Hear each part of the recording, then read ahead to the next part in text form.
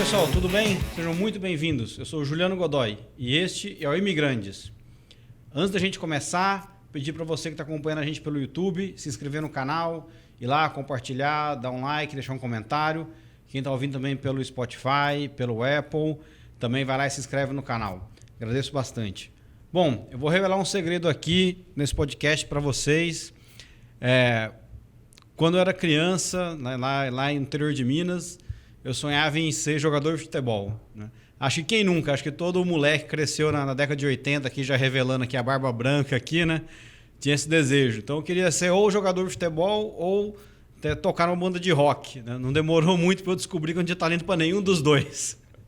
E aí fui fazer outra coisa na vida.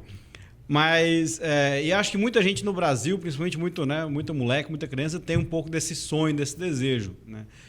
E o que eu vejo hoje, assim, principalmente o futebol, tem evoluído bastante, tem se profissionalizado bastante. Então, hoje mesmo você não tendo talento, né, para ser jogador de futebol, você pode estar envolvido nesse mundo de outras formas, né? Seja atuando como profissional de saúde, como psicólogo, analista de desempenho, etc. E como eu disse também, com o esporte cada vez se profissionalizando mais, surge uma demanda de gente para administrar o esporte, para administrar o clube, né? E justamente com um profissional nessa linha que eu vou conversar hoje, eu vou trazer para vocês aqui o André Zanota, que ele é o Chief Soccer Officer do FC Dallas, que é o clube da cidade de Dallas, que joga na MLS, que é a liga dos Estados Unidos, que é equivalente à CBF aí no Brasil. Quando eu falo bobagem, você me corrige depois. Né? E aí o André já está aqui nos Estados Unidos há quase 5 anos. No Brasil ele teve experiência em grandes clubes, passou pelo Grêmio de Porto Alegre, passou pelo Sport Recife e passou pelo maior de todos, que é o Santos Futebol Clube. Então, André, tudo bem? Prazer ter você com a gente. Tudo bem, Juliano, obrigado. Prazer participar aqui do Imigrantes e feliz em poder compartilhar aí falar um pouco de futebol, né, que é sempre agradável e ainda mais encontrando brasileiros aqui nos Estados Unidos, que é sempre legal falar sobre futebol também. Legal, futebol é sempre bacana, cara. André, pra gente começar então, conta um pouco da sua história de imigrante. Como é que você chegou até aqui? Eu, assim, diferente de outros casos que eu já vi no seu podcast, o meu é um pouco diferente, né? Não foi empreendendo, vindo para cá. Bom, contando um pouco da minha história no futebol, e essa é uma pergunta que muito me fazem aqui, como eu cheguei, né, onde eu tô, como eu trabalhar no futebol, muita gente se interessa, é algo que desperta interesse de muitos, principalmente no Brasil. E eu venho de uma família de advogados, também assim como você, logo cedo vi que eu não tinha talento para o futebol, apesar de ser apaixonado. E eu já me formei, já era quase que inevitável fazer Direito. Então fui para a Faculdade de Direito, fiz Mackenzie em São Paulo. Mas já queria direcionar para a área de Direito Desportivo para combinar a paixão pelo esporte, principalmente futebol, e antes disso, tinha meu irmão, ele tinha vindo para os Estados Unidos para fazer um intercâmbio, e eu quis fazer também. Então, quando eu tinha 17 anos, por grande coincidência, eu fiz um intercâmbio e vim para o Texas. Legal. Então, com 17 anos eu vim para cá, passei um ano fazendo high school, eu fiz o meu senior year aqui no Texas, então eu já tinha essa experiência. E aí, fast forward, passando para frente aí o que eu estava falando, depois da faculdade de Direito, eu comecei a trabalhar no escritório de advocacia, especializado em Direito Desportivo, vou para cá também. E eu vi que, trabalhando com clientes clubes, eu vi a carência que tinha de profissionais especializados no mercado do esporte, né? Tá. E também profissionais que falassem outras línguas, né? Eu estudei espanhol minha vida inteira, falava inglês também, por ter morado aqui. E aí eu comecei a participar muito de negociações dos clubes que a gente tinha como cliente na época, de negociação de jogadores, transferências. E aquilo lá me despertou um desejo muito grande de fazer isso. E eu fui estudar na Europa primeiro. Eu fiquei estudando um ano, fiz um mestrado em negócios do esporte na Europa. Depois da Europa, eu morei em 3 países na Europa, Inglaterra, Itália e Suíça. E aí eu fui para o México Foi a primeira experiência em clube, foi no México, no Atlante do México, um clube que estava na primeira divisão, agora não está mais. Aí do México, do Atlante eu fui para o Santos, do Santos para o Sport, do Sport para o Grêmio. E aí o Grêmio a gente teve 2 anos de muito sucesso, campeão da Libertadores, a gente foi Tava lá naquela época? Tava, quando a gente Legal. ganhou. Foi vice-campeão mundial, perdendo para o Real Madrid na final. Campeão da Recopa, voltou a ser campeão gaúcho depois de quase 10 anos. E aí no final de 2018, os donos do Dallas me chamam para fazer uma entrevista. E fui receber uma proposta e vim para cá em janeiro de 19. Então... Como é que veio... como é que veio esse convite, assim? Eles meio que te acharam por um recrutador? Por um contato. Ou... Não, foi... Quando eu voltei do México, eu trabalhei numa empresa que era bem famosa na época, a Traffic Sports. Que a Traffic, ela tinha a detentora dos direitos da Copa do Brasil, da Copa América. E ela tinha também... Naquela época era bem famosa porque ela tinha percentuais de direitos econômicos de jogadores, principalmente com a relação com o Palmeiras, Atlético Mineiro. E aí a Traffic tinha um escritório em Miami. E o diretor do escritório em Miami veio, acho que em 2014 ou 2015, ele veio trabalhar no Dallas, de 2014. E aí em 2018, quando eu estava no Grêmio, o Dallas queria levar um zagueiro do Grêmio, o Bressan. E eu negociei com ele a transferência do Bressan para cá. E quando concluiu a negociação, ele me falou, olha, eu recebi uma proposta do Orlando City, que é um outro clube da MLS aqui, na Flórida, óbvio. Sim, era do Flávio Augusto, né? Que ele acabou de vender. Exato. E aí eu falei, estou indo para lá, e os donos pediram para eu indicar, quer que eu indique seu nome? Posso te indicar? Entendi. E aí ele me indicou e eles gostaram, me chamaram para entrevista.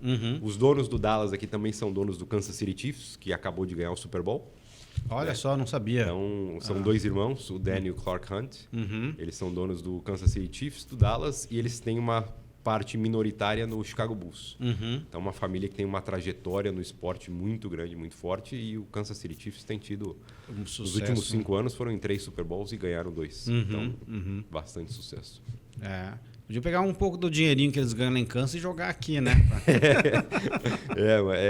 O futebol americano aqui... Para quem não sabe, a distância do futebol americano para o nosso futebol é enorme em termos de receita. A diferença é gigante. Mas e aí quando você fez entrevista tal, voltou para casa, falou para a família, olha, estamos indo para Dallas, né? Como é que foi a recepção? Foi um... Eu cheguei para minha mulher e falei para ela, olha, recebi uma proposta do FC Dallas, enfim, ela já estava acompanhando na época toda a conversa e aí ela trabalhava, né? Ela estava trabalhando numa empresa lá, então ela tinha a carreira dela e para abrir mão disso, para vir para cá, algo... Né, isso é sempre um dilema, né? Nessas transferências internacionais.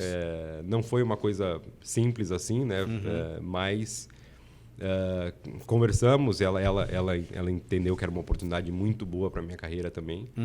E aí ela veio para cá e aí ela começou a trabalhar daqui mesmo de uma forma remota para empresas no Brasil que funcionam bem também. Ah, que legal.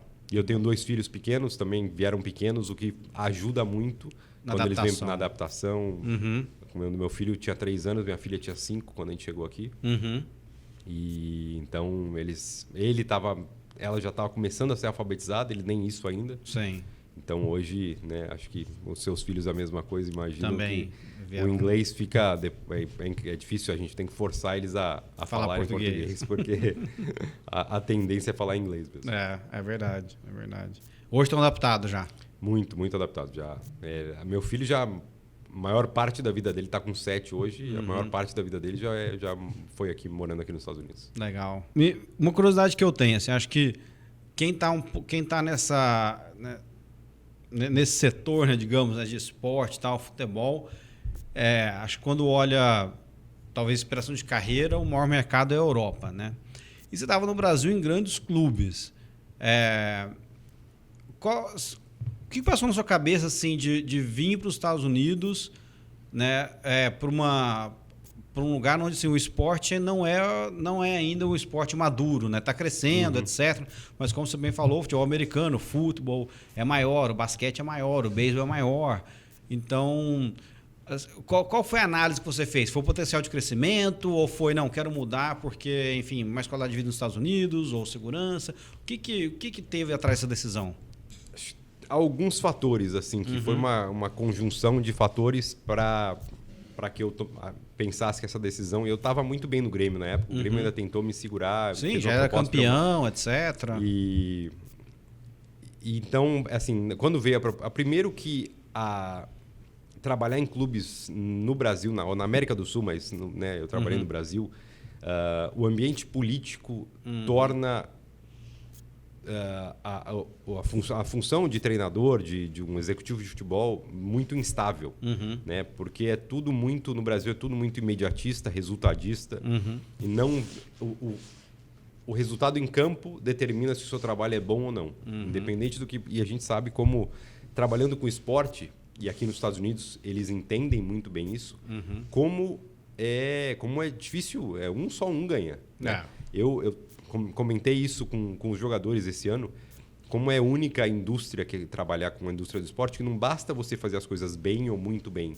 No esporte, você tem que fazer melhor do que todos os outros. Você tem que fazer melhor, porque se você é um médico, um advogado, ou uma universidade, e tem 10 outros que fazem melhor que você ser o 11º advogado naquela área no país, o 11º melhor advogado no país, você é reconhecido, você tem clientes, ou a 11ª universidade num país como os Estados Unidos, você está muito bem. Né? Tem 10 outras que são melhores que você, mas 11ª no universo ainda você está bem demais. No esporte, né, no meu caso, no futebol, se tem 10 outros que estão melhores que você nunca vai conseguir um título. Então, para você ganhar, você tem que fazer melhor do que todos os outros. A gente tem que ser melhor do que os outros 28 times da MLS. Sim. Então, a indústria do esporte é muito... Né, para você conquistar uma medalha de ouro numa Olimpíada, você tem que ser melhor que todos aqueles outros, que às vezes é uma fração de segundo para determinar um ouro ou prata. Então, saindo de um ambiente muito instável que era no Brasil, um ambiente político carregado e que, sabe, você não consegue pensar coisas muito médio e longo prazo. É tudo ali, a quarta e o domingo, que vão determinar como vai ser sua semana, por conta do resultado do jogo. No Grêmio, eu tive essa mais tranquilidade por conta dos resultados em campo, né? Porque conquistando títulos, você tem mais tranquilidade para pensar um pouco além do curto prazo. E e na minha cabeça eu queria ter essa experiência, eu tinha tido uma experiência no México, que é muito similar ao Brasil, apesar de também, como aqui, agora no Brasil está mudando com as SAFs, né, que agora tem clubes com dono, no México os clubes têm dono também, então tem essa diferença, e nos Estados Unidos é esse ambiente super profissional, que é o esporte aqui, o esporte como entretenimento, o esporte como negócio, e ao lado de, óbvio, a questão da paixão que o esporte desperta, né, de você querer ser campeão e da motivação, enfim. Então, isso foi um ponto. A qualidade de vida, sem dúvida, de morar aqui, da questão de segurança, foi um fator importante. Além disso, eu estava no Grêmio antes de vir para cá. Então, em 2017, a gente fez 79 jogos no ano. Em 2018, 75 jogos no ano. Imagina num ano com 52 semanas. Você faz 75 jogos. E ainda que você não começa 1º de janeiro. Você tem a pré-temporada, então... todos os fins de semana quase do ano você está ocupado. Está fora. Então, meu filho, quando a gente veio para cá, ele tinha 3 anos... Eu mal convivi com ele. Porque eu fiquei 2 anos no Grêmio, eles morando em São Paulo, eu morando em Porto Alegre. Eu via quando dava, quando eu escapava, depois de um jogo, num sábado, eu ia passar o domingo, sabe? Era sempre muito corrido. Então, vindo para cá, eu sabia que era um ambiente mais... que o Dallas joga 40 jogos no ano, muito menos. Eu tenho muito mais tempo para estar com a família, para dedicar aos meus filhos...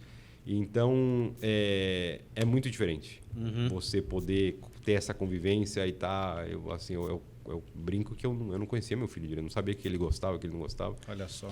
E aí, quando eu passei aí quando a gente veio para cá, ter essa qualidade de vida também, não só por morar aqui nos Estados Unidos, que te proporciona isso, mas de poder estar mais tempo com a família, que te dá uma qualidade de vida melhor também. Então, esses fatores foram os principais que me levaram. E assim, o desafio de... São tão poucos brasileiros que têm, na minha função, trabalhando fora do Brasil, que é um desafio. Você te tira totalmente da sua zona de conforto. Você vem para um... Eu acompanhei sempre esportes, né? Eu gosto de futebol americano, né? Eu gosto da NBA, acho que não sou fã de basquete, mas é um esporte que eu acho incrível assistir.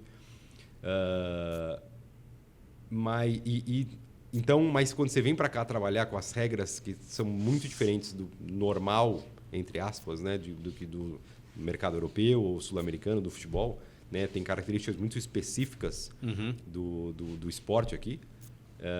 Então foi me adaptar e entender, né, um desafio muito grande. E eu acho assim, o que me satisfaz é já estar indo para o meu 5º ano aqui. Né? E americano, eles, como eu falei, é estritamente profissional isso. Sim. Então, eu não ficaria aqui 5 anos se não tivesse, né, tivesse a confiança dos donos, são de uma família, como eu mencionei, tão tradicional no esporte e eles gostarem do meu trabalho. Então, para mim, isso é uma satisfação enorme, poder participar de tudo isso. Pô, que bacana, que legal. E talvez eu falar um pouquinho então da MLS para quem não conhece, né? Para quem está no Brasil, está acostumado com o Brasileirão, Copa do Brasil, né, etc. Conta brevemente assim, quantos clubes tem, quanto que é a temporada, talvez dar um overview então de como é o campeonato aqui. A MLS é como se fosse o Brasileirão, né? É uma liga independente, né? Você falou da CBF. A CBF organiza o Campeonato Brasileiro, mas não é uma liga. A CBF ela é mais comparada com a Federação Americana de Futebol. Mas a Federação Americana ela organiza a US Open Cup, que é como se fosse a Copa do Brasil daqui.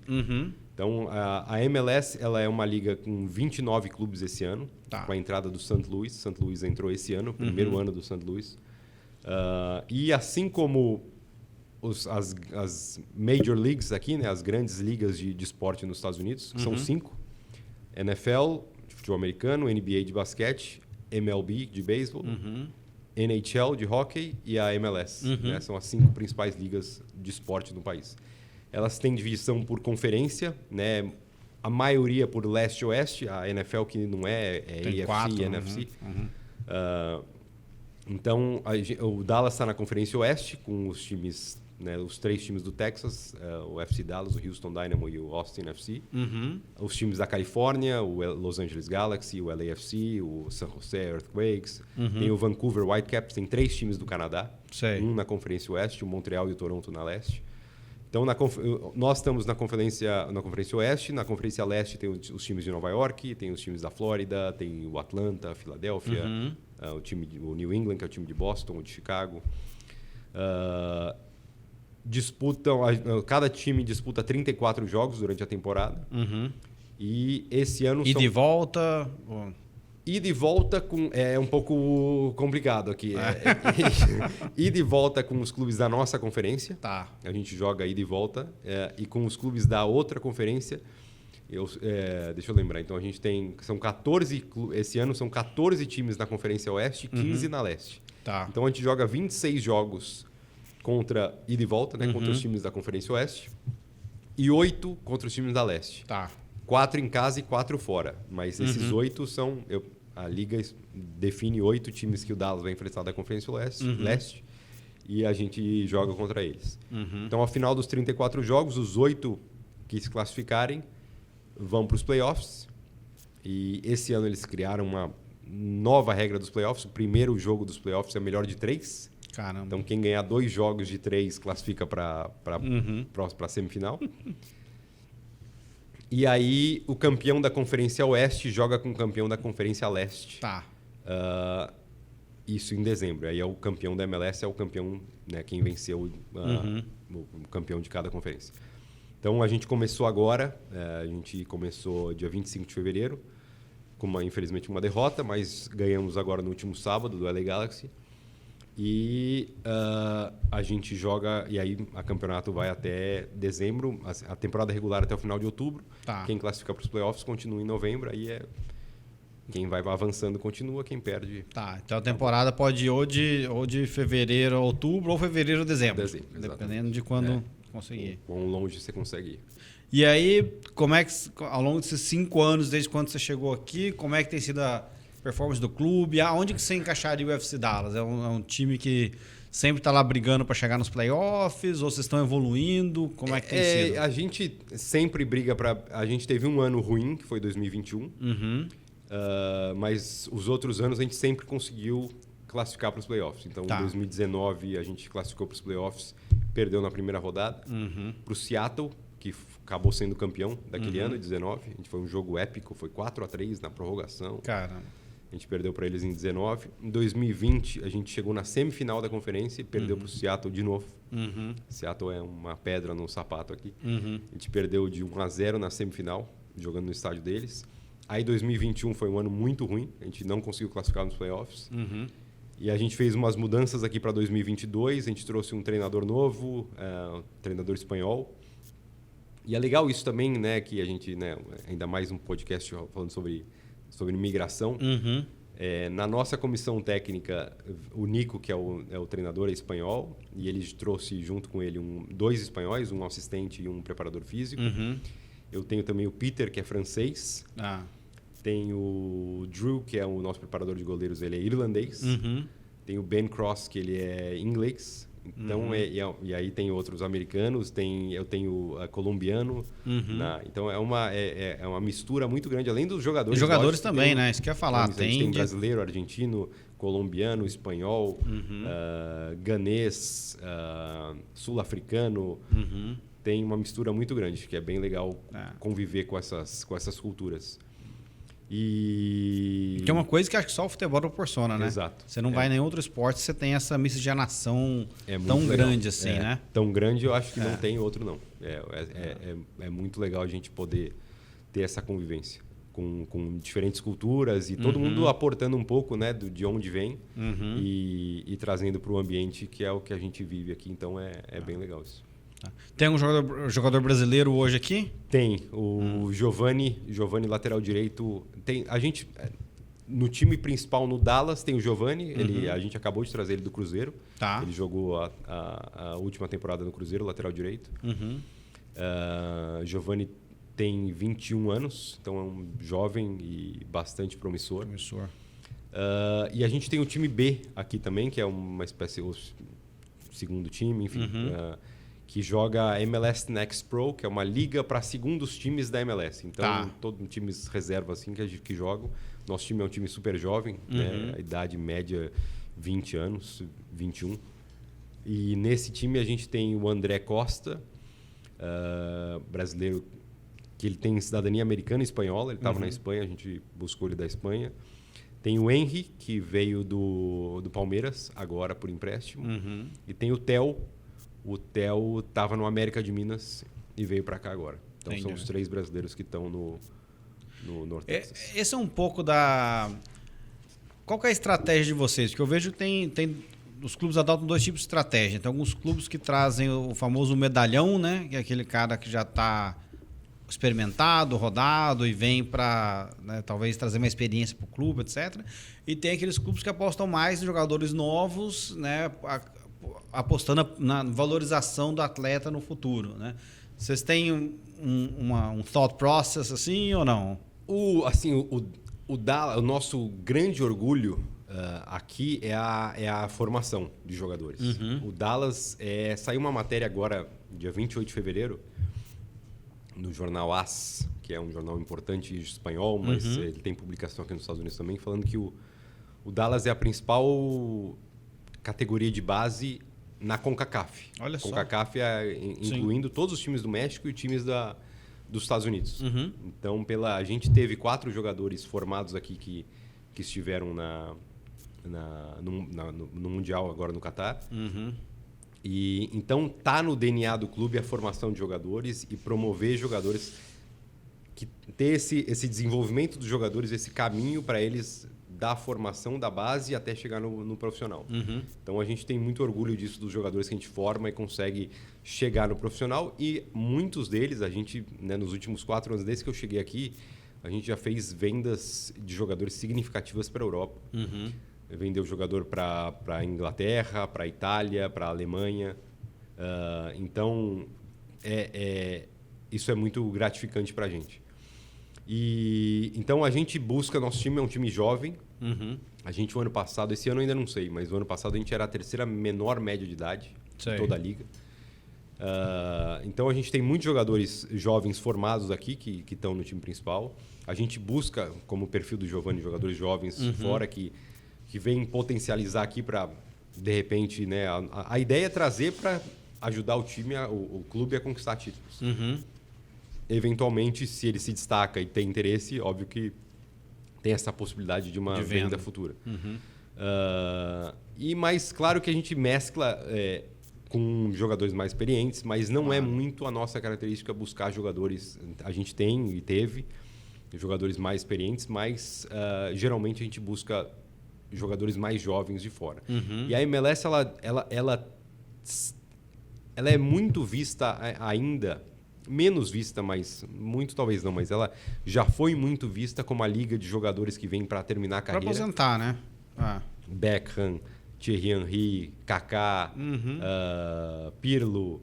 Tem uma série de jogadores, né? O Gerrard, jogadores da Villa, jogadores de altíssimo renome, tiveram carreiras incríveis. Que vieram para cá terminar a carreira. Ibrahimovic, né? Ainda está jogando, mas veio para cá já com 37 anos. E isso mudou, né? Hoje você ainda vê, tem o Chiellini jogando no LAFC, tem o Chicharito jogando no LA Galaxy, tem o Shaqiri, que está no Chicago Fire. Jogadores que tiveram, né, grande sucesso na carreira jogando na Europa e agora estão jogando aqui. Mas hoje a tendência, os clubes da MLS, eles têm buscado muito mais jogadores jovens, principalmente o mercado sul-americano é o mais buscado. Sim. Argentinos, brasileiros, uruguaios, colombianos, equatorianos vêm para cá jovem, entendendo que a MLS é um bom próximo passo para eles depois, que óbvio, o sonho ainda de todo menino é jogar na Europa, jogar nas grandes ligas, né, então eles vêm para cá pensando que a MLS né, se adapta ao clima aqui, à língua, ao jogo que é muito intenso e físico, o jogo da MLS. Eles podem depois, mas no futuro, dar um próximo passo para jogar na Europa. A gente trouxe a maior compra da história do FC Dallas, foi o Alan Velasco. O ano passado a gente comprou ele. Ele tem 20 anos. A gente comprou ele do Independente da Argentina. Olha só. Então, está jogando aqui, é um jogador muito talentoso. Que bacana, bacana. André, e conta uma coisa para mim. O que faz um Chief Soccer Officer? Como é que é o seu dia a dia? A nomenclatura ela muda muito aqui nos clubes da MLS, né? Chief Soccer Officer é como a liga nos chama. Tá. A liga ela denomina, né, quem é o principal responsável pelo departamento de futebol de cada um dos clubes como CSO, Chief Soccer Officer. Mas aqui eles chamam de GMs, General Manager, ou Sporting Director, ou Vice President of Soccer Operations, tem várias denominações diferentes. No Brasil é equivalente ao diretor de futebol, o diretor executivo de futebol. Uhum. Geralmente é o executivo de futebol, que é o cargo mais comum no Brasil. Assim, em linhas gerais, a gente cuida de tudo que envolve o departamento de futebol. Então, dentro do meu guarda-chuva aqui está a Academy, que é a divisão, as categorias de base, o North Texas, que é o nosso time B, e o FC Dallas, que é o time principal. Tá. Então, eu falo, os principais, na minha função, o principal que eu faço é a gestão das pessoas, gestão dos processos internos aqui. Então, para que tudo corra bem e para que tudo flua bem, eu tenho que... são muitas, assim, e é uma diversidade de backgrounds, né? Pessoas que vêm de várias culturas, como eu falei, e históricos de trabalho diferentes. Então, eu lido com médicos, lido com fisioterapeutas, lido com jogadores, lido com treinadores, o pessoal de imprensa. Então, você tem que ter esse jogo de cintura, como a gente fala no Brasil, para poder lidar e se adaptar a diferentes tipos de conversas, né? Sim. Porque eu não entendo, eu não sou formado em medicina ou em fisioterapia para saber, mas a gente tem que confiar nos profissionais que estão aqui. Então, a gestão de pessoas é uma das principais pontos do que eu trabalho. E a gestão dos processos, desde o processo, por exemplo, de contratação de jogadores, né? Qual que é o... nós aqui temos um departamento de scouting. Tá. Dentro do meu departamento de futebol, tem um departamento de scouting que tem um brasileiro também, que eu trouxe no começo do ano passado, o Leonardo Baldo. Ele era o scout do Mônaco, da França. Já tinha trabalhado aqui na MLS, no Orlando e no Columbus. E a gente tem outros scouts debaixo dele, 3 na América do Sul, 2 na Europa, e os outros que estão aqui no clube mesmo, aqui nos Estados Unidos. Então, a gente determina desde todo o filtro que a gente faz de análise de jogadores, né, o perfil de jogadores que a gente quer para trazer para a equipe, a análise e o filtro que os scouts fazem, traz para mim, a gente vê as condições, né, condição de salário, transferência, os custos que teria isso, antes de apresentar para a comissão técnica, principalmente para o treinador, para que a gente em conjunto, né, não é uma decisão do treinador, é uma decisão do clube, qual jogador a gente vai trazer. Então, cada processo aqui dentro, os protocolos internos do departamento de futebol, eu tenho que cuidar para que tudo flua muito bem. A gente tem uma área, por exemplo, de player care, né? Principalmente como a gente traz muitos jogadores de fora, para cuidar de toda a adaptação deles. Muitas vezes eles vêm com família, abrir conta bancária. As pessoas muitas vezes contratou, ele já vai jogar. Tem todo um processo por trás. Ele vem com o filho para a escola para os filhos, abrir conta bancária, escolher casa, escolher carro. Né? E a gente faz tudo para que seja uma forma... Dar suporte para ele e para a família, para que eles se adaptem o quanto antes, porque a gente sabe que os jogadores não são máquinas, eles são, né, eles são influenciados pelo ambiente externo. Então, se a casa deles tudo está funcionando, fluindo bem, vai refletir no campo. Então, a gente toma todos os cuidados necessários para que eles possam estar bem e poder desempenhar o melhor deles nos treinamentos, nos jogos, que para a gente é o mais importante. Então, a gente tem esse cuidado. Então, eu tenho que gerir tudo isso. Desde fisioterapia precisa de um equipamento novo para prevenção de lesão, passa por mim, mas é o overseeing, sabe, supervisionar todo o departamento e todos os detalhes que tem. Então, o que é mais conhecido do público na minha função é a contratação de jogadores. Sim, né? formação do elenco. Né? Acham que a gente só faz isso. Né? É uma parte importante, formação do elenco. Mas nesse momento agora que a gente está falando, que a temporada já começou, essa parte já foi... A gente sempre está de olho e buscando boas oportunidades de mercado. Sim. Se surge um jogador que a gente acha que pode ser interessante trazer, a gente está aberto e vai observar. Mas nesse momento o elenco está... Tem que estar 90% pronto, não mais, né? 99%. A gente tem que estar... né? A gente ainda pensa em fazer, para a gente que sempre quer melhorar, fazer e pode ser que um jogador saia, receba uma proposta e tenha uma transferência. Então a gente tem que estar... Isso, o departamento de scouting sempre está preparado para a gente ter a lista de goleiros de lateral direito, se acontece, a gente chega uma proposta para o nosso goleiro, a gente perde, a gente tem que estar pronto para reagir e trazer rápido. Então, mas a função do executivo vai muito além da contratação de jogadores, da formação do elenco, que é como tudo isso que eu te falei, e para que a comunicação com os outros departamentos, eu sou a interface com o marketing, com a comunicação, com finanças, para qualquer questão que tenha. E o futebol é o core business, né, do clube, é o principal, é o carro-chefe aqui.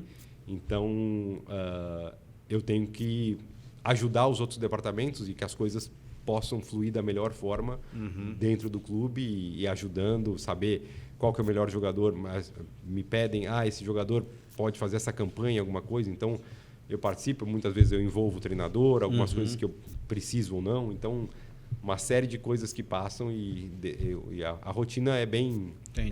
nunca tem uma rotina fixa, assim, sabe? Sempre tem uma surpresa. E você acompanha o clube em todos os jogos? Todos ou os jogos. É? Todos os jogos. Eu, fora, assim, em casa, obviamente, claro. todos.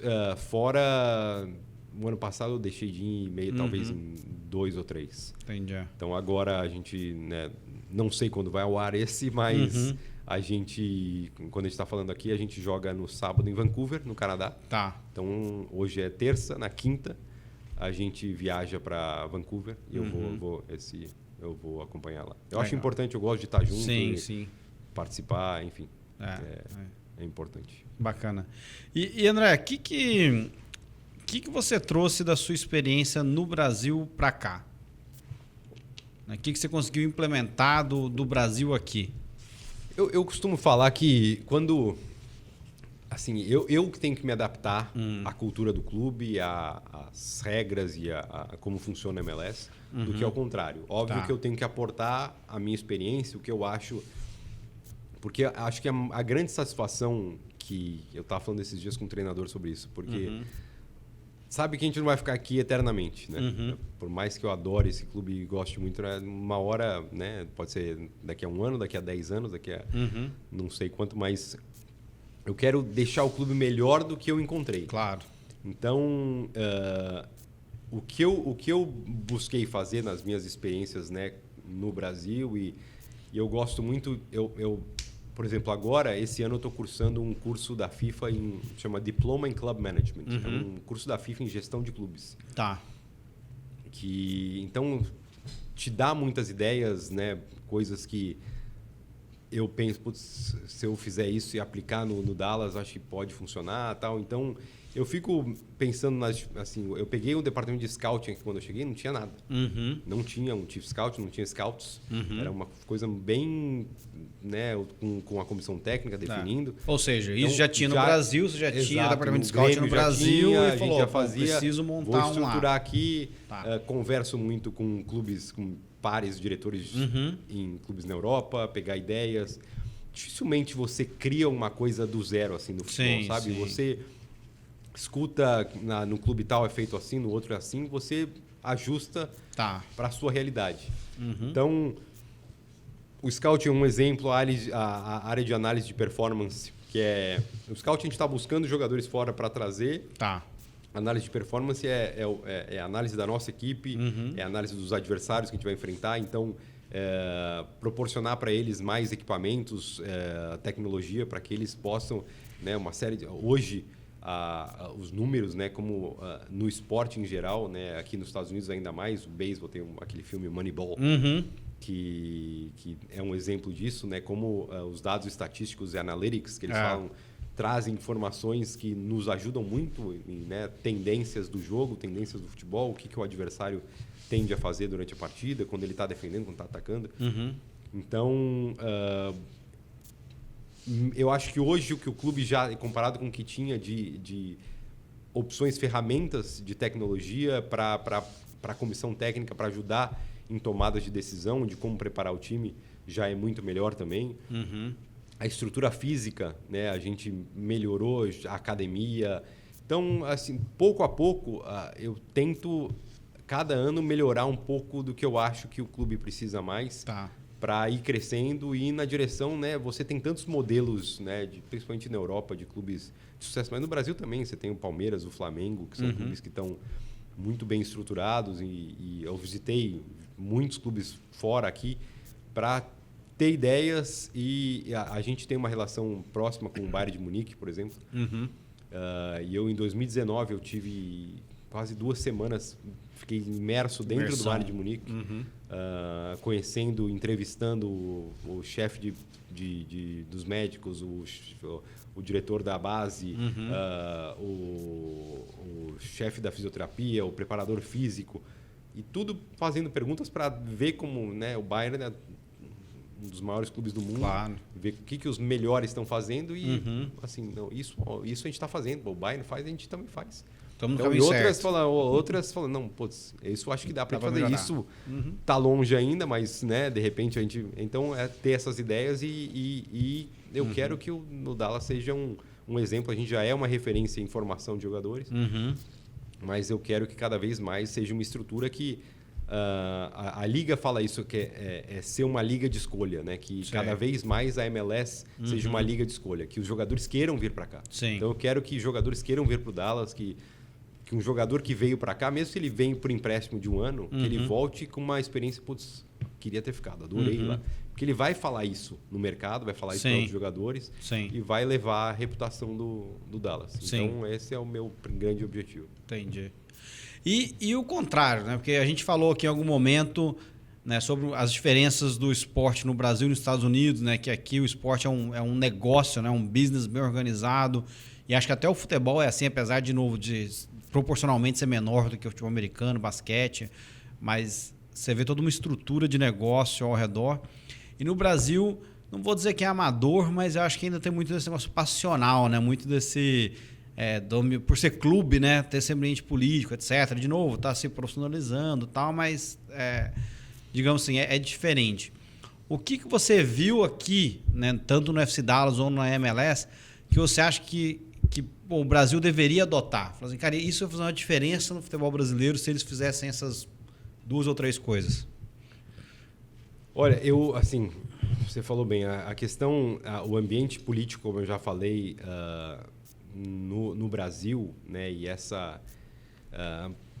a maioria dos clubes ainda são associações, né, sem fins lucrativos, então tem eleição a cada 2, 3 anos.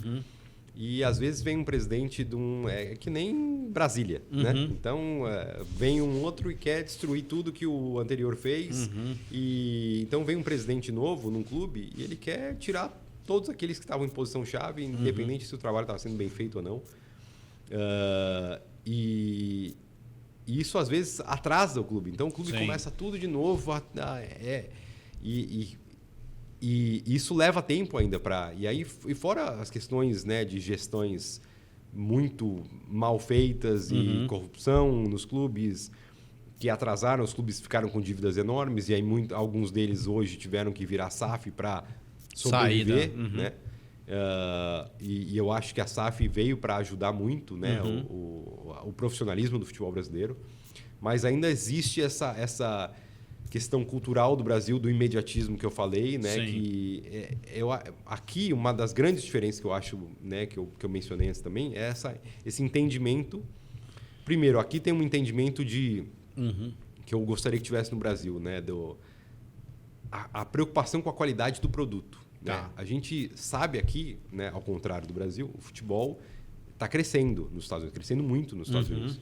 Então, o Dallas, o Houston Dynamo, que é meu principal rival do Texas, o Austin, que é outro rival do Texas, o Minnesota United, o Philadelphia Union, todos os clubes da MLS, a gente sabe, a gente precisa se ajudar para melhorar o produto. Então, né, se eles contratam um jogador, é bom se o Messi vier para cá, vai ser muito bom para a liga, porque aumenta a visibilidade, aumenta a qualidade. E a gente quer que o produto seja melhor. Porque o produto sendo melhor, o americano vai se interessar mais, vai gastar mais dinheiro, o valor de televisão vai ser maior, o valor de patrocínio vai ser melhor, e tudo isso reverte para a qualidade. Né? A gente pode investir mais no time, investir mais na qualidade do que a gente oferece aqui para os jogadores, de qualidade de trabalho para todo mundo. Então, eu acho que esse entendimento eu trabalhei no Grêmio. Então, o Grêmio... Tudo que for ruim para o Internacional, o gremista fica feliz. E não entende como um precisa do outro. Como é importante para o cruzeirense e para o atleticano, não dá, os 2 times na primeira divisão. É bom para BH. É bom para Porto Alegre ter Inter e Grêmio na primeira divisão, porque são clubes rivais, a rivalidade é sadia, mas um torce muito contra o outro. Em vez assim, eu acho que o Campeonato Brasileiro desse ano, por exemplo, com a volta do Vasco, a volta do Grêmio, a volta do Cruzeiro, a volta do Bahia, isso sim, eu quero um Campeonato Brasileiro com os times grandes, né? Não quero que caia um clube grande, porque os clubes grandes têm que estar disputando, é mais legal para o produto. Então aqui a preocupação com o produto é importante, existe a Liga também, uma coisa que não tem no Brasil, que aqui eu acho, a Liga ela entende que nós, executivos de futebol, os CSOs aqui, como eu falei, a gente está no dia a dia, a gente que entende, né, das principais carências, principais necessidades que tem, que o clube tem, o que a gente está precisando, o que a gente precisa melhorar na liga, o que não está dando certo. Então, ela todo ano ela nos reúne, ela chama, ela faz a gente fica uns 3 dias dentro de um hotel, ela chama cada representante de clube, né? E tem uma pauta para a gente discutir melhor. O que vocês acham de mudança nisso na regra? O que você acha de mudança? Para a gente discutir, sugerir mudanças, sugerir melhoras. E não tem essas conversas, né? A CBF ela vai muito com os presidentes e a questão política ela ainda e os presidentes, eu tenho o maior respeito, porque ser presidente de um clube no Brasil é uma loucura, né? A pressão que eles sofrem e tal. Mas eles são torcedores apaixonados. Eles vêm da torcida, eles têm um amor pelo clube. Os executivos não, a gente é profissional, a gente pode estar um dia, eu posso estar no Inter, eu trabalhei no Grêmio, trabalhei no Santos, trabalhei no Sport, eu posso estar num rival num outro dia, e para mim é normal, eu vou fazer meu trabalho da melhor forma de qualquer jeito. Então, só que... E a gente tem esse entendimento do dia a dia, da lidar com os treinadores, com os jogadores, do que diferente dos presidentes têm. Então, eu acho que ouvir mais também o que a gente pode aportar. Eu acho que a MLS entende isso. Essa vontade de crescer o futebol aqui com a qualidade do produto. Então, lá, você que é muito pensa assim... É bom para o meu clube, então não estou nem aí, né, com o outro. E aqui tem uma preocupação mais com o todo do que você está só com o seu próprio umbigo. Entendi. Interessante esse ponto. E você falou do crescimento que o futebol está tendo aqui, né? Você acha que algum dia o futebol aqui vai conseguir ter a relevância daqueles outros esportes que a gente falou, de um beisebol, de um basquete? Ou não? A MLS tem algum plano para, enfim... chegar nesse patamar? Eu, assim... o futebol americano eu acho que é inatingível. É outro nível, né? É outro nível, está muito longe. Eu vi uma pesquisa, acho que foi ano passado, retrasado, que já passou o hóquei, né? O futebol estava atrás do hóquei, hoje já está na frente em audiência. O hóquei ainda tem assim, valores, mas, enfim, de preferência, o futebol é maior. Agora, a gente está num momento muito importante agora, porque a próxima Copa do Mundo é aqui nos Estados Unidos, 2026. Inclusive, Dallas é uma das sedes. Então, esse ciclo agora, até 2026, vai ser muito relevante para o crescimento do futebol aqui. Então, inevitavelmente, como acontece em todos os países que sediam, aconteceu no Brasil para 2014, investimentos em melhorias de estádio, investimentos em melhorias de centros de treinamento, para ter mais lugares, mais acesso a campos de futebol nas comunidades. Tudo isso a FIFA busca para, né, o crescimento do futebol naquele país que vai sediar. Então, eu acho que isso vai acontecer muito aqui nos próximos 4 anos e, consequentemente, a principal liga de futebol é a MLS. Sim. Vai se beneficiar disso também. Vai se beneficiar. Então, eu acho que a liga tem muito a crescer nesses próximos 4 anos e o futebol, consequentemente, crescer aqui no país. Outro ponto é que a gente tem as escolinhas de futebol aqui, né, que é o Pay to Play. São escolinhas de futebol que a gente tem quase 4 mil crianças que fazem futebol aqui. Então, é o esporte número 1 de meninas, né, entre 6 e 17 anos, sei lá. E é o segundo esporte entre meninos. Então, esse público, né, se continuar tendo esse lá na frente, é quem vai consumir o futebol. Então, ainda hoje, uma grande diferença do Brasil é que os clubes são centenários. Então, você já tem o seu avô, que era torcedor do time, que passa para o pai, que passa para o filho, que vai passar para o neto. Então, tem essa tradição de passar e o amor. Isso aqui ainda não tem essa, né? O clube mais antigo, o Dallas é um dos mais antigos, é de 96. Então, são 26 anos, 27 esse ano, que é muito pouco ainda, né? Então, ainda não criou uma geração de apaixonados. A gente tem uma torcida, né, que gosta, como os outros tem clube. O St. Louis começou esse ano, o Charlotte começou o ano passado, o Austin começou há 2 anos. Então, ainda, até você criar esse amor para transmitir, leva muito geração, tempo, né? Então, mas eu acho que o crescimento da liga, a americana é muito ambicioso, né? A gente sabe que o americano não gosta de ficar em segundo. É difícil competir com Premier League, com Bundesliga, que são ligas né, que o futebol é muito consolidado, ligas muito ricas. Mas eu acho que a MLS vai começar a fazer frente, como eu mencionei há pouco, sobre liga de escolha, de jogadores que vão cada vez mais querer vir para cá para a qualidade dos estádios, qualidade que a gente proporciona aqui de infraestrutura, de qualidade de trabalho, como eu falei. Sim. Então, acho que a gente pode começar a incomodar. A gente já hoje compete com clubes da Bélgica por jogadores, clubes da Holanda, que são ligas tradicionalíssimas. Ainda as top 5 é difícil, né? Sim, e ainda, né, ainda tem Portugal, não é top 5, mas tem Porto, Benfica, Sporting, que são clubes... É difícil competir também. Mas cada vez mais a gente está incomodando e conseguindo, né, trazer jogadores que antes, de repente, não se pensava. Não pensava em vir, agora ele está mais aberto, mais disponível. Legal. Vamos falar um pouco de Copa do Mundo. Você citou um negócio que, de novo, acho que todo mundo sabe, mas para quem não sabe, próxima Copa do Mundo 2026, né, vai ser aqui entre Estados Unidos, México e Canadá. Né? Acho que México vão ter duas cidades sedes, Canadá 3. Acho que é o contrário, Canadá 2 e México 3. Pode ser. E Estados Unidos umas 11, isso. 11. E Dallas vai ser uma das 11, né? Aqui no Texas a gente deu sorte, não ter duas, ter Dallas e Houston. Então, quem tiver no Texas 2026, você pode ver jogos em duas cidades sedes, né? Dá para ficar em Dallas e ir até Houston, são 4 horinhas de carro. E tem Kansas City também, que é longe, de carro, umas 8 horas de carro, mas dá para ir. Dá para ir também, né? Se o Brasil for a sede do Brasil for lá, a gente dá um jeito, né?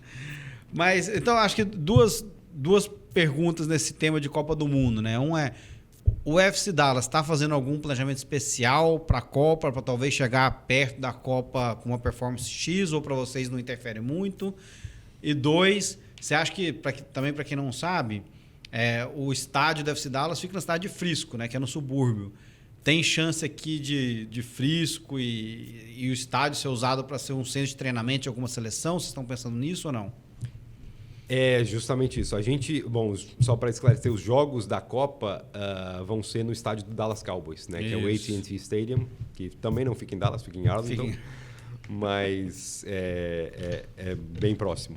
E a nossa ideia é justamente isso. Em relação ao FC Dallas, a gente quer aproveitar, como eu falei, esse crescimento e o aumento dos investimentos que vão ter na liga, né, e nos clubes em geral, para cada vez ter um time mais competitivo e continuar brigando. O nosso sonho é ser campeão da MLS, né? O clube nunca foi campeão da MLS, então é o nosso objetivo. Mas nada, né, relacionado diretamente à Copa do Mundo. Mas sim, uma das coisas que os donos querem é que a gente consiga sediar de repente, uma seleção importante. Escolha Frisco, né, e o nosso centro de treinamento aqui como sede deles durante a Copa do Mundo. A gente sabe, né, quem mora aqui sabe que Copa no verão, o calor aqui é complicado. Então, não sei como vai ser com as seleções aqui, mas... o nosso, a gente quer, eu sei que tem projetos para melhoria não só do estádio aqui, mas do entorno, né, ter mais opções de restaurantes, lojas e o estádio melhorar também, para que seja mais atrativo também para a torcida, torcedores que venham, né, acompanhar a Copa do Mundo e para, como eu falei, se possível a gente puder sediar, ter uma seleção aqui, ia ser bem legal. Legal. Especialmente se o Brasil puder vir para cá. Aí ia ser o gol de placa, né?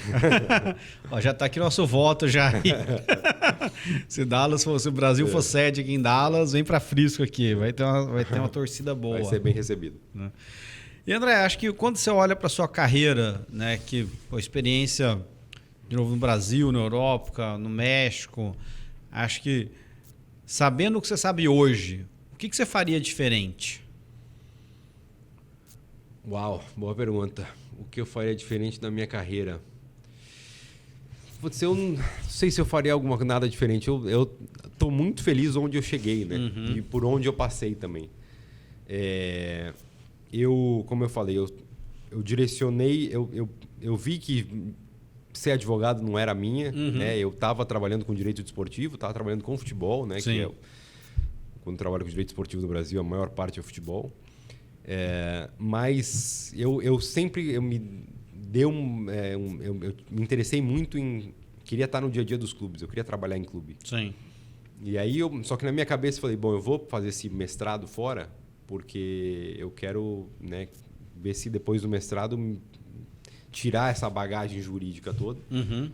E aí, não foi fácil, porque como eu só tinha faculdade de Direito e trabalhando no escritório, tinha todo esse background trabalhando na parte jurídica, foi difícil encontrar. E aí, no curso, eu conheci um mexicano lá que ele trabalhava no Atlante. Uhum. E aí ele me convidou e para mim era importante ter no currículo um primeiro clube, assim, para abrir as portas. E foi o fundamental para depois, dali eu fui para Traffic e depois para o Santos.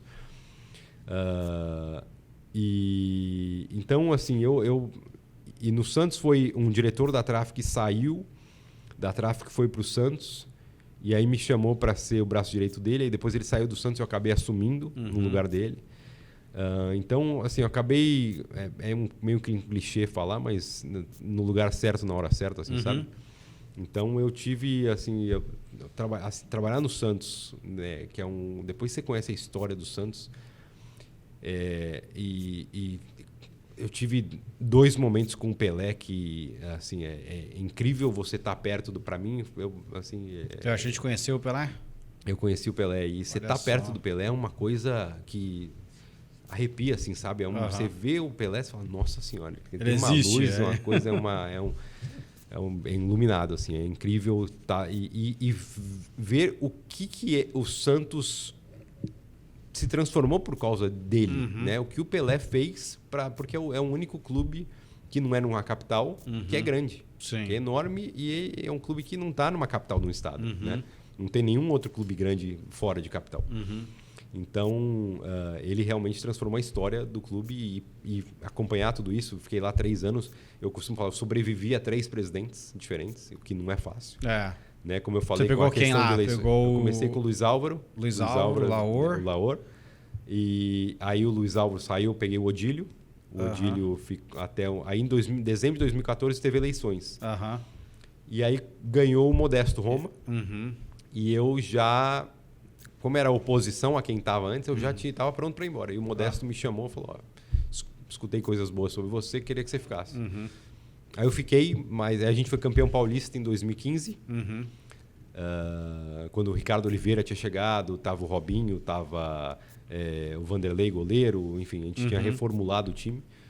E aí eu depois, quando ganhei o Campeonato Paulista, eu achei que era um momento, já estava 3 anos no clube, e, assim, você mal tem tempo para... Minha filha tinha nascido nesse meio tempo, essa loucura de... E aí eu falei, não, preciso de um tempo para parar. Aí eu fiquei uns 3 meses parado e eu recebi o convite do Sport Recife. Então, não sei se eu faria nada... Assim, eu não consigo pensar em nada que eu faria diferente, não. Porque, assim, eu estou num lugar que eu estou muito feliz, que eu gosto muito de trabalhar aqui. Então, tudo que eu vivi me trouxe até aqui, entendeu? Foram os tijolinhos para pavimentar a estrada. Legal, bacana. E, cara, já que você tocou no maior do mundo, eu preciso perguntar, depois eu posso até cortar aqui.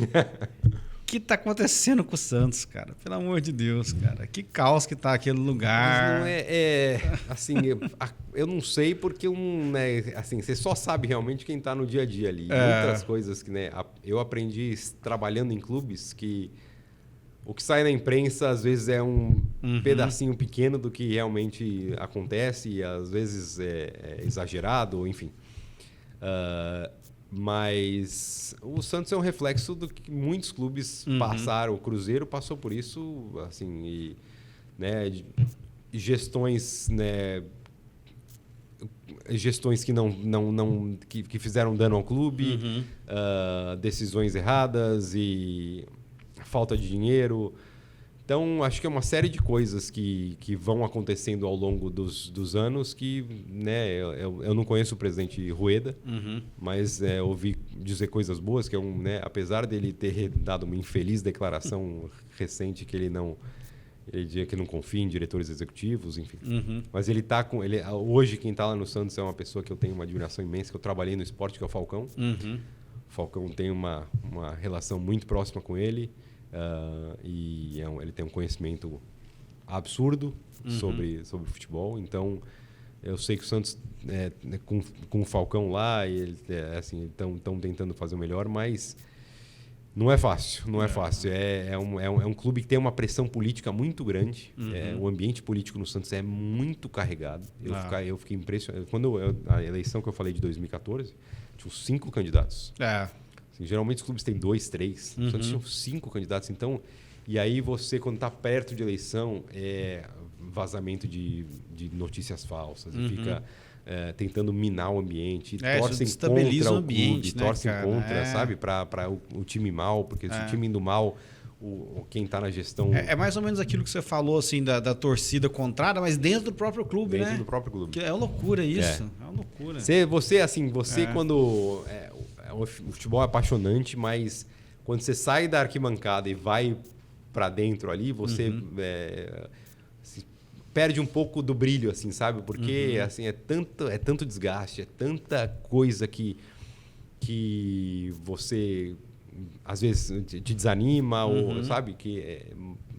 Mas o Santos, como eu falei, assim, eu fiquei apaixonado pela história do clube e conviver no clube, sabe? O Santos tem tantos ídolos assim que você encontra na rua. Mas assim, te dar uma resposta precisa é difícil.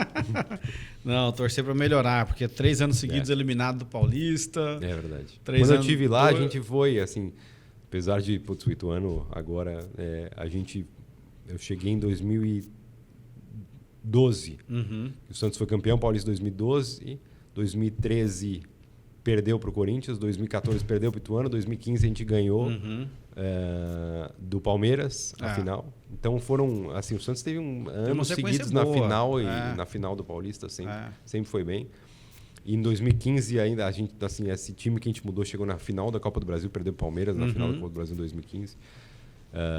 E a gente foi bicampeão da Copa São Paulo, 2013, 2014, quando eu estava lá.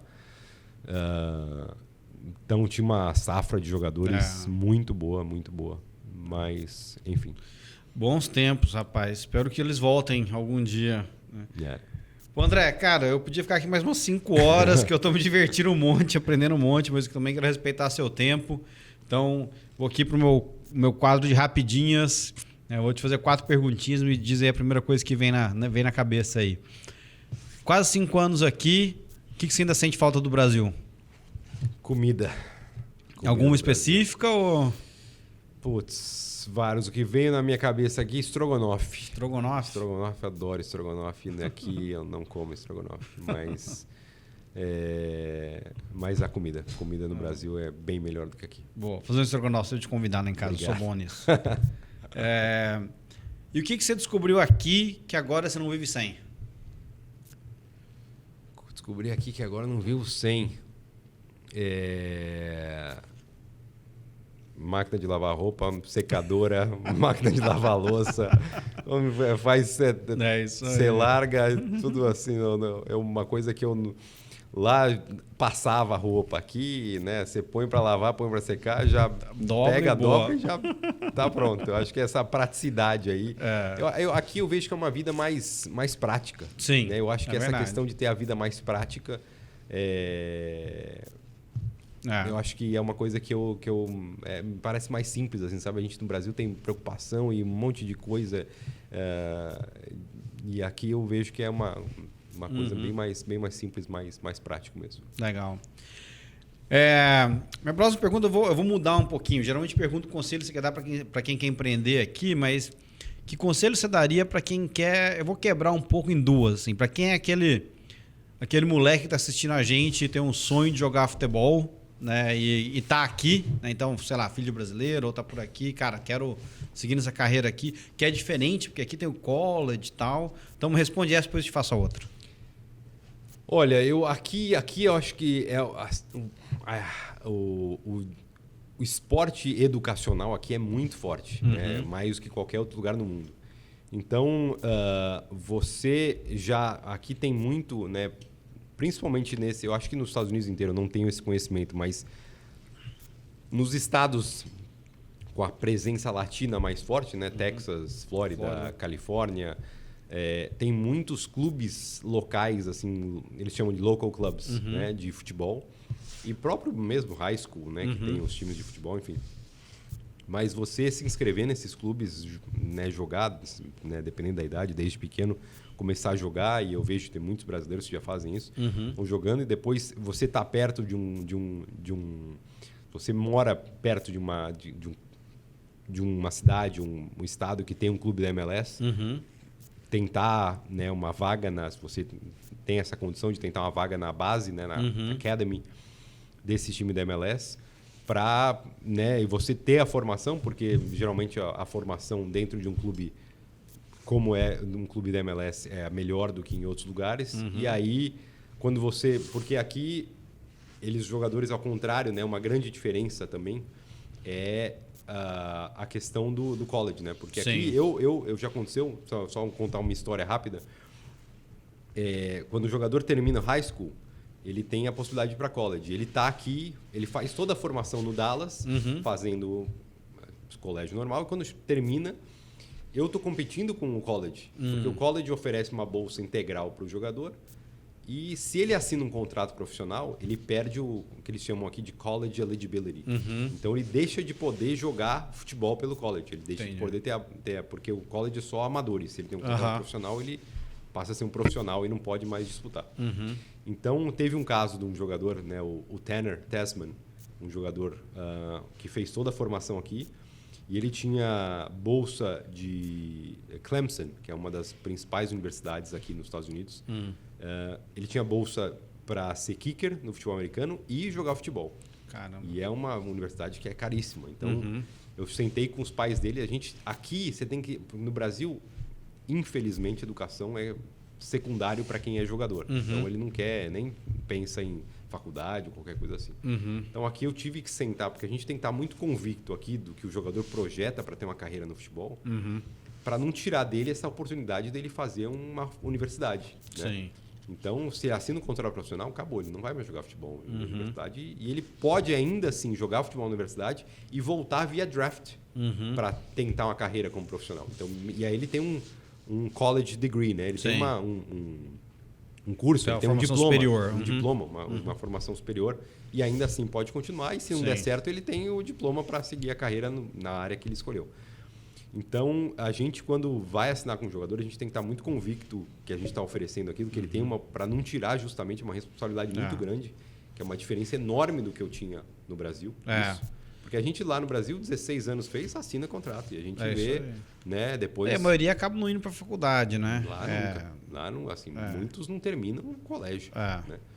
Então, aqui eu sentei com os pais do Tanner umas 2, 3 vezes para falar, olha, a gente vê nele, a gente acha que ele tem um futuro no futebol. Sentou com o treinador também na época. E eles acabaram aceitando, né, e assinando o contrato com o Dallas. E abriram mão do college. E depois de 1 ano e meio que ele assinou, a gente vendeu ele para a Itália. Ele foi para a primeira divisão da Itália. Hoje, infelizmente, o time dele caiu para a segunda divisão, mas ele continua jogando na Itália.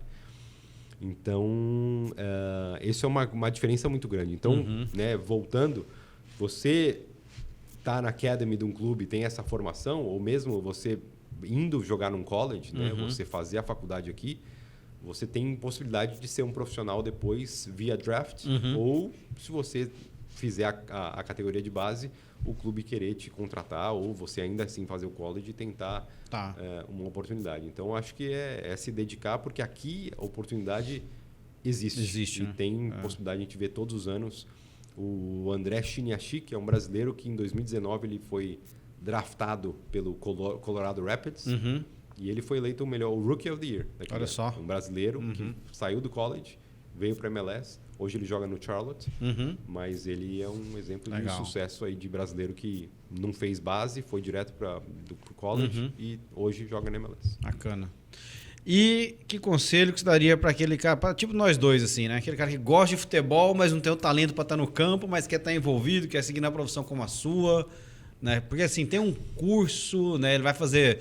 Assim, é direito e vem para cá, administração e vem para cá, ou já tem um curso mais específico nessa área? Assim, uma coisa que eu falo muito é seja curioso, busque em seminários, assim, uma coisa é uma indústria muito fechada, né? Então, se você conseguir criar um networking dentro dessa indústria, é muito importante. Vai te ajudar a depois tentar conseguir uma vaga. Muitas vezes às vezes você tem que dar um passo atrás. Se você tem uma carreira em alguma outra área, mas você quer entrar no esporte, né? Ou no futebol, enfim. Às vezes dá um passo atrás e num cargo de talvez vai ganhar um pouco menos ou para poder entrar. Né? Quando eu fiz o curso da FIFA, eu recebi ofertas para ser... porque eu estava saindo do jurídico, eu queria entrar na gestão. Então, eu tinha ofertas para ser intern, né? Um estagiário, como um estágio na FIFA, ou no Comitê Olímpico Internacional. E aí, para você iniciar uma carreira dentro do esporte, né? Então, eu acho que tem que ser curioso, buscar participar de seminários, fazer cursos, né? Tem muitos cursos de marketing esportivo, de administração esportiva, de direito esportivo, de comunicação no esporte. Assim, aqui nos Estados Unidos tem muitos, no Brasil tem alguns, a CBF mesmo tem o CBF Academy, Sim. que tem curso de executivo de futebol. E eu acho que é importante porque você conhece pessoas que hoje já estão dentro e começa a criar essa sua rede de relacionamentos para depois você ir tentar entrar em alguma vaga que surgir. Bacana, boas dicas. E por fim, André, tem algum filme, um livro, um podcast que você gosta e quer deixar de recomendação para quem está vendo a gente? Olha, eu gosto muito de livros sobre esporte. Eu coleciono livros de esporte, né? Agora que eu li faz um tempo que eu adoro o livro do Monti. O Monti, ele é o diretor de futebol do Sevilha. E ele foi da Roma também. E ele escreveu... o Método Monti é o nome do livro dele. É um livro muito legal sobre como ele trabalha, como é a função do executivo que você me perguntou. Ele mostra muito no livro. Eu estou lendo agora... como é que chama o livro? Eu estou lendo um livro agora do Rasmus, é um dinamarquês, que hoje ele participa da gestão do Nordland, que é um clube na Dinamarca. E ele... Depois eu te passo o nome do livro para você colocar. Ele foi pesquisar por que na Jamaica tem tantos corredores de 100 metros. Sabe? Por que a Jamaica produz tantos corredores de 100 metros? Por que no golfe, nas top 300 do mundo, 50 e tantos são coreanas? Ele foi pesquisando em cada um desses lugares, né? Da onde surge o talento. É um livro muito interessante. Porque ele viajou até os lugares para pesquisar, para ver como surgiu o Usain Bolt, a Zafa Powell, nomes consagrados aí que ganharam medalhas em várias outras modalidades aí. São 5 que o Brasil é uma delas, que ele vai até o Brasil para ver o talento, como surge o talento no futebol, né? Muito de jogar em rua e né, a gente ter essa cultura, né? Perder um pouco mais de praia. O brasileiro joga em qualquer lugar, né? Na rua, na praia. É isso aí. Então, esses são 2 livros muito legais aí que eu recomendo. E aí a gente sempre te dica aqui para quem está ouvindo. Legal. André, cara, muito obrigado pelo papo. Aprendi bastante, me diverti também. Onde o pessoal te acha? Quer deixar contato aí, LinkedIn, enfim, o que você quiser, o site do UFC Dallas. Pessoal, quem tiver filho, quiser se inscrever aqui no UFC Dallas também, faz um merchan aí. Eu tenho um Instagram, que é que já tinha um André Zanota, que era um outro meu que sumiu, aí ficou @André Zanota Official, que é em inglês, com 2 Fs. E pode me achar lá. LinkedIn também tem André Zanota. E aqui no Dallas é o site do UFCDallas.com. Quem quiser conhecer mais do clube e acompanhar, o UFC Dallas está também em todas as redes sociais aí. Então eu estou só no Instagram e no LinkedIn, mas quem quiser me procurar lá, só achar André Zanota que tá bom, bacana. André, obrigado mais uma vez. Foi um prazer te conhecer, um prazer ouvir aqui a tua história. Para todo mundo que acompanhou a gente aqui também, obrigado. Eu sempre digo que o tempo é o bem mais importante que a gente tem. Então, o fato de você ter passado esse tempinho aqui com a gente me enche de orgulho e gratidão. Fico por aqui. Só reforçando, vai lá no YouTube, se inscreve no canal, deixa um comentário. Quem está acompanhando no Spotify, vai lá também, deixa um comentário pra gente. Valeu, aquele abraço. Tchau.